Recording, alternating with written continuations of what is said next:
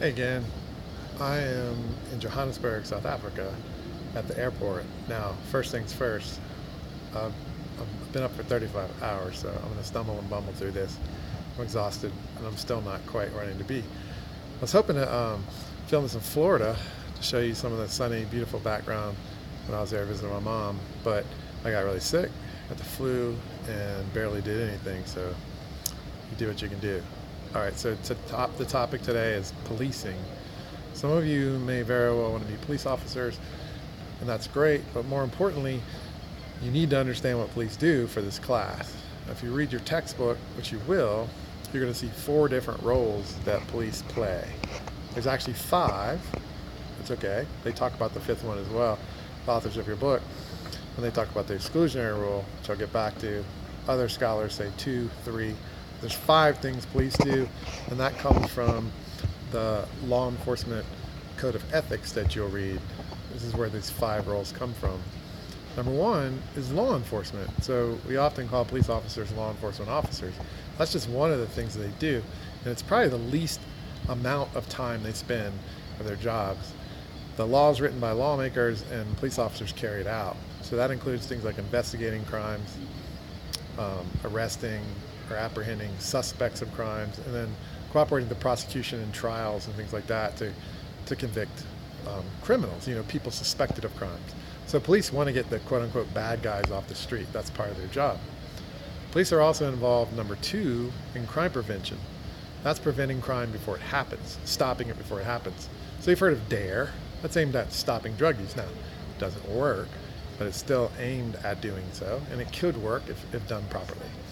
But basically, this boils down to being present. If police are present in an area, generally people don't commit crime in that area, and that's crime prevention. There's also directed patrols at high crime areas, hot spots of crime, which is also shown to be effective in numerous circumstances. Okay, number 3, police often intervene in non-criminal conduct that occurs in public places. This is peace preservation, preserving the peace. So we go to concerts, we go to sporting events, we drive, we have parties, we disrupt the peace. Well, they're there to preserve the peace by intervening in our non-criminal conduct in these places to make sure that crimes don't occur. Well, it's related to crime prevention, but it's also just keeping our communities peaceful. Number 4 is service providing services. This is what police probably spend most of their time doing, along with routine administrative tasks like paperwork and report writing. So your car breaks down on the side of the road, a police officer helps you get a ride or restart it. You lock your keys in your car, a police officer helps you. You lose your child, you lose a grandparent, you lose a pet, cat gets stuck in a tree, you get an argument with your partner. Police come out, and this is also preserving the peace, and it could be crime prevention, but they may just give you advice, or they may recommend counseling, or give you specific numbers of community agencies you could call. That's service providing, so very important. And finally, and this is the one that's not explicitly stated in your text, but the authors talk about things like the exclusionary rule, rights protection. Police officers are required to protect your rights, to protect your civil liberties that are granted in the United States Constitution. That might seem a little counterintuitive or counterproductive when they're trying to get the bad guys off the street. They're trying to catch the criminals. Why would they want to protect their rights?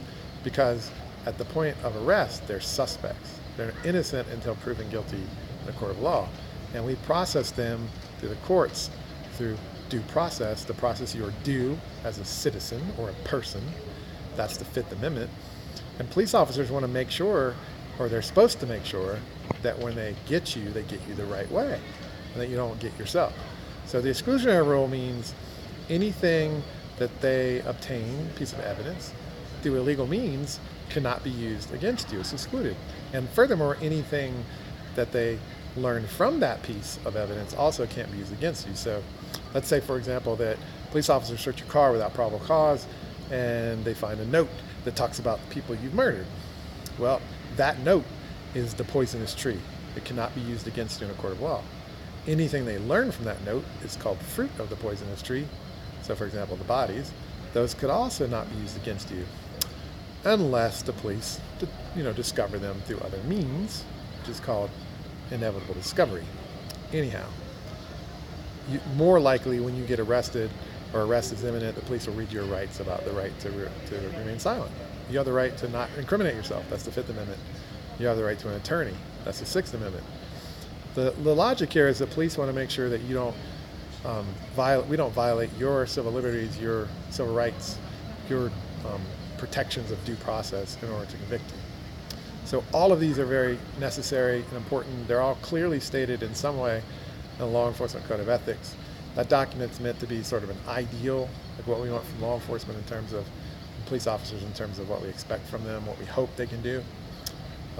You'll be asked whether that's a reasonable expectation, whether we can expect that from anybody, but that's what we expect. Enforcing the law, preventing crime, preserving the peace, providing services, and upholding your rights. If you have any questions, let me know. Greetings from South Africa.